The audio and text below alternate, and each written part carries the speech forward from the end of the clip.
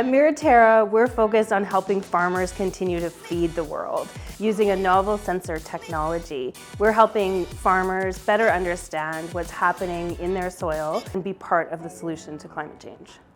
Our novel sensing technology was built in partnership with Dr. Ed Grant and his spectroscopy lab at UBC.